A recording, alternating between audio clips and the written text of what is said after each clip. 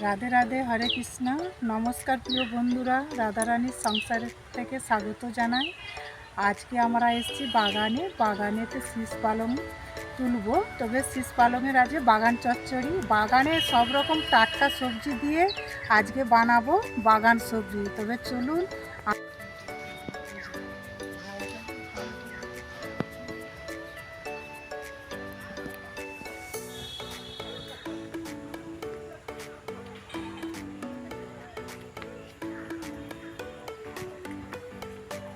দেখুন এখানে কত সুন্দর শীষ পালং, একদম বড় বড়, আর ঝাগড়াও হয়েছে গাছটা। সত্যি শীষ পালংগুলো খুব সুন্দর। একে দিয়েই বাগান চচ্চড়ি হয় শীষ পালংয়ের। দেখুন বন্ধুরা, আমি এইখানে শীষ পালংটা তুলে নেব। খুব সুন্দর গাছটা, দেখুন এখানে কত সুন্দর শীষ পালং।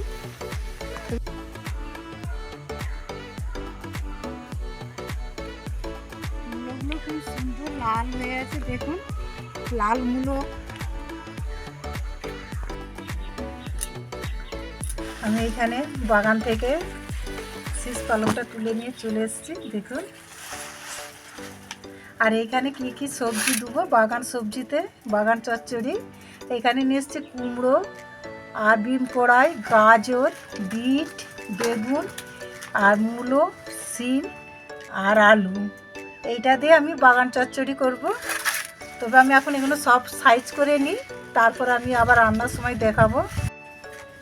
আর এই পিঁপেটাও আমাদের প্রভু নিয়ে এসছে কোথা থেকে, খুব সুন্দর, একদম টাটকা, এখনো আঠা বেরোচ্ছে। তবে পিঁপেটাও আমি একটু দেবো।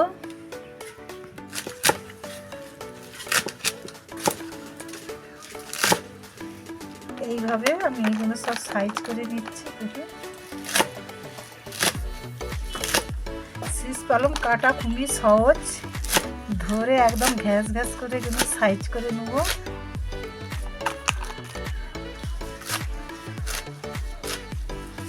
এখানে সবজি সাইজ হয়ে গেছে। আর এখানে আমি কড়াতে তেল দিয়ে দিচ্ছি। কড়ার মধ্যে আমি সবজিগুলো ভেজে নেব।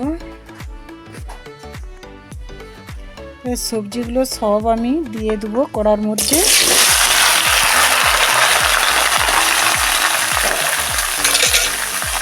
আমি এইভাবে সবগুলো ভেজে নেব।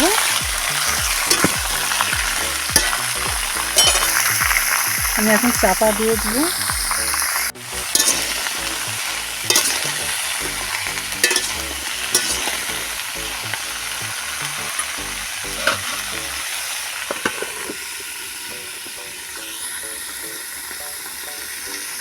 সবজিটা ভাজা হয়ে গেছে। এবার সবজির মধ্যে দিয়ে দেবো আমি পালং শাকটা।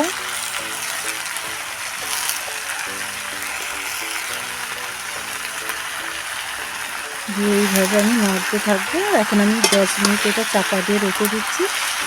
দিয়ে তারপরে আবার আমি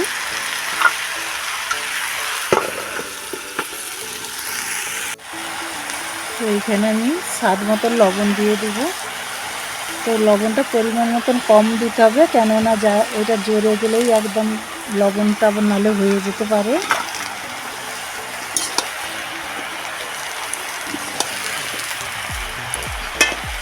দিয়ে আবার চাপা দিয়ে দিব।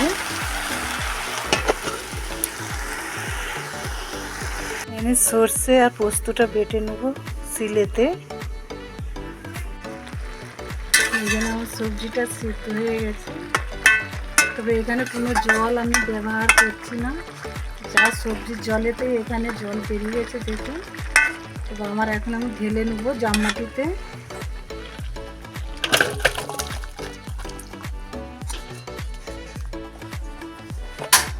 কড়ার মধ্যে দিয়ে দেবো তেল।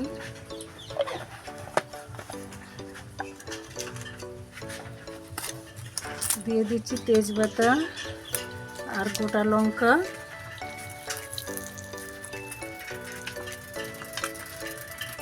আর এখানে দিয়ে দিচ্ছি জিরে আর 5 ফোড়ন।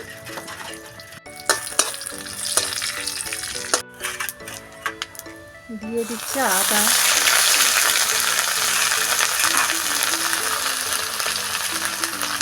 দিয়ে দিচ্ছি গোটা লঙ্কা। আমি মশলাটা একটু ভেজে নেব। তবে আমি পরিমাণ মতো লঙ্কা গুঁড়োটা কম করেই দিচ্ছি।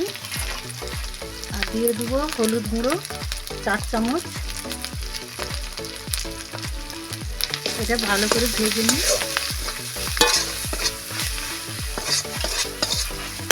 আর দিয়ে দিচ্ছি চিনি। আর দিয়ে দেবো এখানে পোস্ত আর সর্ষে বাটাটা। আর ওর সাথে দিয়ে দেবো একটু জল দিয়ে আমি ভালো করে মশলাটা একটু তেলটা সরিয়ে দেবো। দেখুন এখান থেকে মশলা থেকে তেলটা সরে গেছে। তবে আমি এই সবজিটা দিয়ে দিচ্ছি মশলার মধ্যে।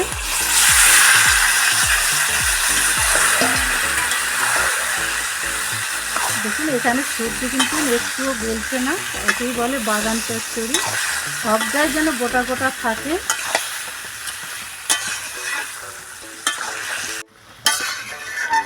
এটা আমার বাগান চচ্চড়িটা হয়ে গেছে।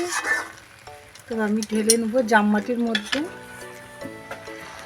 দেখুন কত সুন্দর কালার এসে গেছে। দেখুন বন্ধুরা, এখন শীতের সবজি সব রকম দিয়ে এরকম বাগান চচ্চড়ি করবেন, খুবই ভালো লাগবে। তবে আমার এই বাগান চচ্চড়ির সবজির রেসিপিটা যদি ভালো লাগে আপনারা লাইক কমেন্ট শেয়ার করবেন। হরে কৃষ্ণ।